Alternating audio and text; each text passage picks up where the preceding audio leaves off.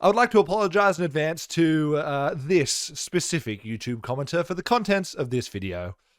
Dewey, I am sorry, my friend.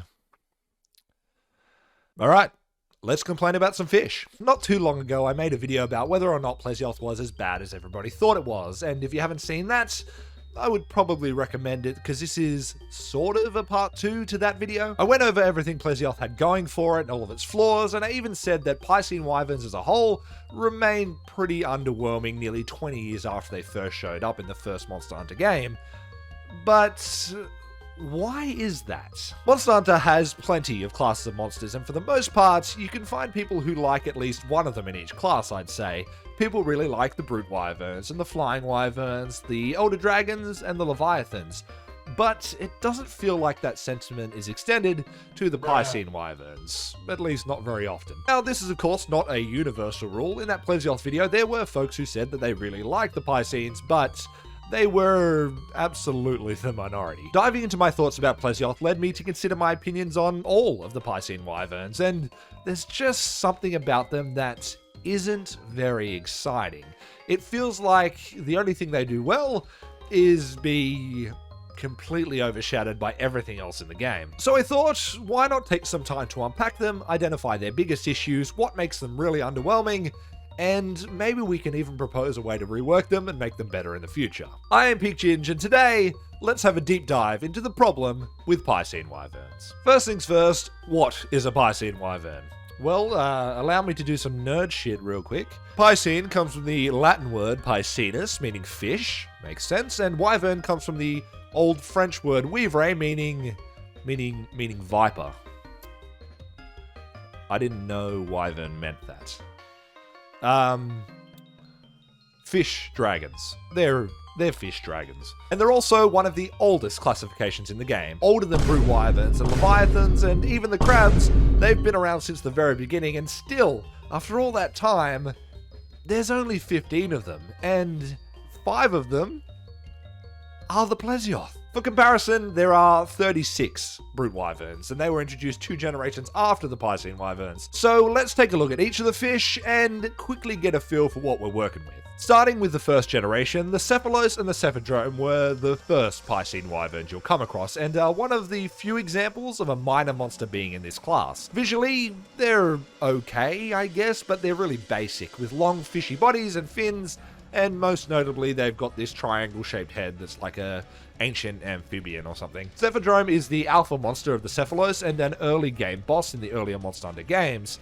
It's also kind of unremarkable, annoying, and completely forgettable as well. Plesioth is Plesioth. I've talked about it enough, so I'll largely skip over it. As I said, I've made a whole video about it, so go and check that out, but long story short, there are 4 Piscine Wyverns in the first generation, and 2 of them are Plesioth. Gen 2 gave us Levasioth showing up first in Frontier, and then Monster Hunter Freedom Unite, and somehow surviving long enough to make it all the way into the world roster by some stroke of luck. I think Levasioth's design is okay, but I don't know if basing the future Piscine Wyverns on it was the best call. I guess it's probably the right one to go with given the themes of world, but we'll dive into that element in a little bit. It is also largely an annoyance, being very basic in Gen 2, I think, and literally being the least hunted non-crossover monster in Monster Hunter World. The 3rd gen graced us with its second take on the small desert-dwelling Piscine Wyvern in the form of the Delex, and honestly, I think they're pretty neat visually and have a certain level of character to them that the other Piscines just don't. I don't mind Delex, but they're so low impact that they're ultimately pretty forgettable, I'd say. It is cool that they follow around Gen Moren though. That's a neat little detail. Gen 4 gave us absolutely 0 Piscine Wyverns, so on to Gen 5. The Gajau were briefly classified as Piscine Wyverns at the start of World, but this was updated to just fish in a later patch. Which makes sense, because they are just fish. Gyrototus is a weird one, because it just feels like a weaker subspecies of Levasioth because of how similar it is visually. Like, if you didn't know Levasioth existed before World, they could have just called it Molten Gyrototus, and no one would have batted an eye. It's pretty not great otherwise either. It's just another less interesting mud monster and occupies the same sort of niche as Plesioth by being the water element. It was locked to high rank hub quests in Base Rise though, which has got to be the single most bizarre choice for a high rank hub exclusive monster that I've ever seen in all my life. We also got Beatotus in Iceborne, which is probably my favorite Piscine Wyvern because just looks a bit cooler than the other ones, I think, and it's just got some more interesting design choices and sound design going on. Ultimately, though, not unlike the other Piscine Wyverns, its gimmicks lack a certain level of, let's say, uniqueness. Taking the Ice Shark aesthetic from Xantrios, which was already a weirder, but more interesting monster. Covering itself in snow as opposed to ice is certainly a nice touch that we've only really seen in Gammoth and Jade Barroth before this, and it sort of helps denote it as a sort of weaker monster, I guess. It is the best of the bunch, but it's still pretty lackluster. Other than those, there were a few Frontier exclusive fish, which I don't know a whole lot about, to be honest, outside of their appearance, which can basically be summed up as Red Lavasioth, Gold Lavasioth, and Silver Lavasioth, otherwise known as the Lavasioth subspecies, Godoganosu, and Utterganosu. There's more to the gold and silver ones because they're sort of this duo fight where their attacks complement one another. They have the ice element and the thunder element, but my opinion is largely based on their visual design, which is not great. We then have the other Plesioth variations, but otherwise, that's kind of it for the Piscine Wyvern roster. Nearly 2 decades of development, and the best we have to show for it is Beatotus. Yikes. Okay, so what's the real problem here? We've been through the whole roster now, and if you're anything like me, you're probably just feeling a little bit underwhelmed. At first I thought it was because the label of Piscine Wyvern in the first place was nearsighted and not really future-proof, because once you make the Plesioth, which is the most to-the-point and direct fish wyvern, you've sort of made the fish wyvern. That's sort of it. And perhaps it should have just been a flying wyvern that just kind of looks like a fish. I mean, not all the flying wyverns fly after all, or call its group the swimming wyverns or something like that. Hell, you could have even reclassified them as Leviathans in Gen 3, and I don't think a whole lot of people would have cared, to be honest with you. It's not like they haven't reclassified things in the past, after all. The term Piscine Wyvern is limiting from the get-go because every single time you make a new one, you need to make it look and feel like a fish, a group of animals that are largely considered by most people to be instinctive, soulless, and pretty unintelligent, I'd say. Whether that's true or not, I don't know, I'm not a fish scientist, but it limits the options to give them character. Or so I thought in the beginning.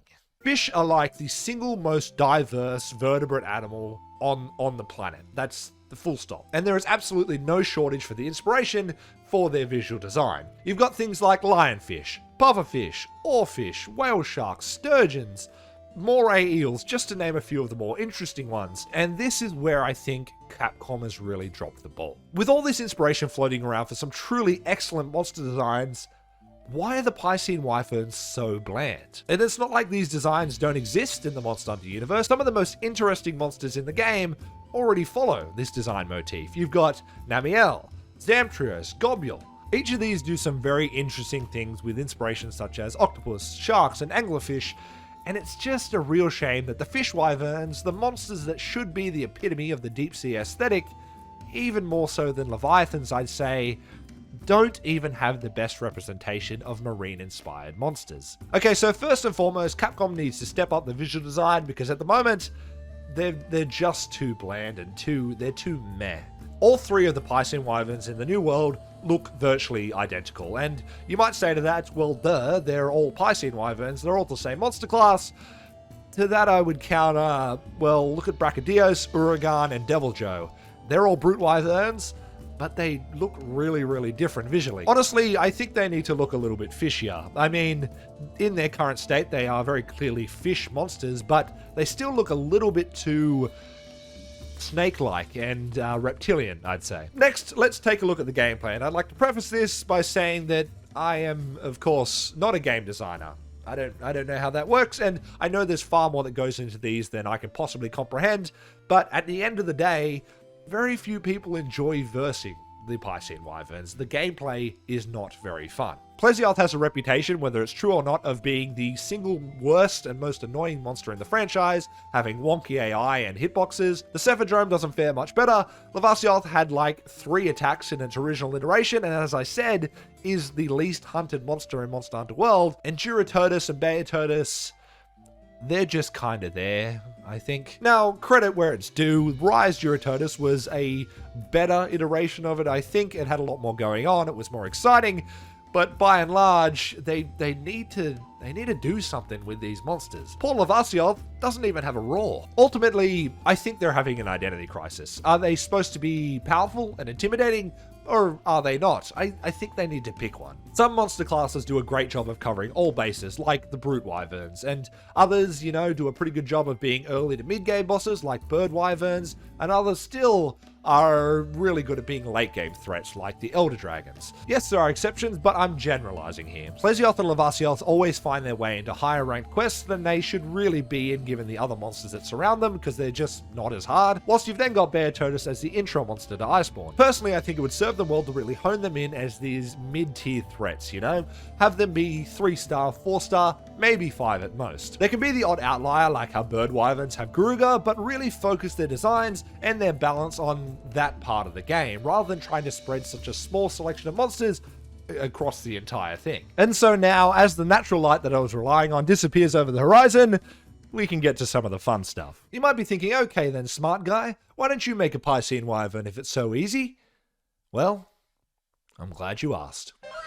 You see, I had that exact same thought myself. The only problem is, I'm not a very good artist. The best I can do is some semi-competent fake Pokemon designs, and so I turned to one of my favorite Monster Hunter artists, Alex, otherwise known as Sketch and Scale. For those of you who haven't had the pleasure of seeing his art, he's probably best known for his amazing pieces conceptualizing Pokemon into monsters in Monster Hunter, or his series of skull illustrations of the flagship monsters. And in my opinion, he's one of the best artists in the community. I got the process rolling by loosely sketching up some ideas I had to diversify the Piscine Wyvern class, drawing on some inspirations I mentioned earlier. And then I went and commissioned a real artist to do a much better job than I could ever do. I gave Alex all the fish I mentioned earlier in this video, gave him the sketches, and told him to do whatever came to him. Full creative freedom. He came back to me with some awesome concepts, and if I had the cash to spare, I would have commissioned each and every one of them, but unfortunately I had to pick just one. So I went for the lionfish. Now I already know someone's going to come along and tell me that Plesioth is already based on a lionfish. I'm not buying it, it doesn't look at all like one, but if you want to see this as a Plesioth rework instead, then be my guest, that works too. The first thing I felt was important was to distinguish the body shape a bit better and give it a unique silhouette, both of which I think Alex nailed. Too many monsters default to long and serpentine in Monster Hunter, and so I thought having the body look more fish-like was important. Yes, there are plenty of long fish in the real world, but I wanted a more compact body with a lot less neck going on. I went back and forth on whether or not I wanted it to have wings, and ultimately, I feel like it's fine, but if it can fly at all, I imagine it being less like a Rathalos and more like a Paolumu or Legiana riding the wind currents. Real fish have a swim bladder that changes their buoyancy, so why not make up some weird fantasy flight bladder? Does it make sense? Not really, but does it have to? Who cares? It's a giant fish monster. With all that said and done, Alex came back to me with this.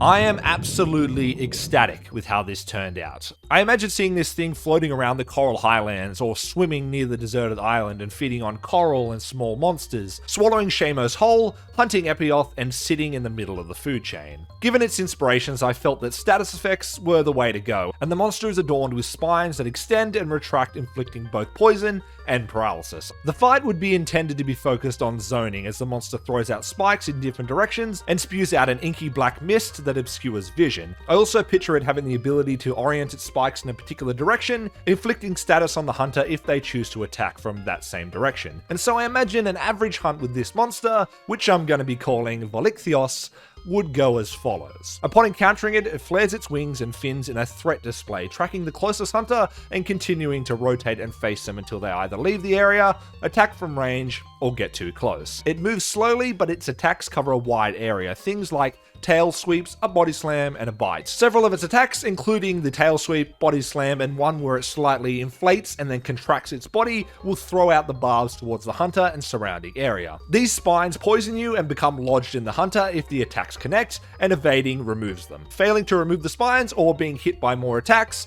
will cause the hunter to become paralyzed. I imagine its movement to be almost a mix between Malfestio and Plesioth, moving quite gracefully and smoothly when not enraged, but as soon as it's angered, becoming very erratic and sudden in its movements. The fight would heavily emphasize positioning, and the monster has numerous zoning tools to keep the fight interesting. I can't imagine this being everyone's ideal fight, but it sounds pretty cool to me, and there's probably not a way to actually please everyone all at once anyway. That being said, let me know your thoughts on Velikthios in the comments down below, what you'd change about it, and how you go about designing your own Piscine Wyvern to fix all the problems as well. And well, there it is, the problem with Piscine Wyverns and a few ways to improve them, as perceived by a guy who likes Monster Hunter a good, solid, healthy amount. As we get further and further into the lifespan of Monster Hunter, it feels like most of the monster classes get the respect they deserve, but the Piscine Wyverns sort of lag behind a little bit. Here's hoping we get some more interesting and engaging fish in some of the upcoming games. Who knows what the future holds? A huge thank you to Alex for providing the artwork used in this video. I truly could not have done it without you. Be sure to check him out over on Twitter and Instagram, and why not grab something from his Redbubble store too, if you like his style. And of course, another shout out to my friend Mr. Pockets Blue for the Frontier footage featured in this video. I did a podcast with him a few weeks ago if you want to hear more from me, and go and check out his content if you like mine, you won't be disappointed. And that's about all from me this time, folks. Don't forget to like and subscribe, and I'll catch you on the next one. See you later.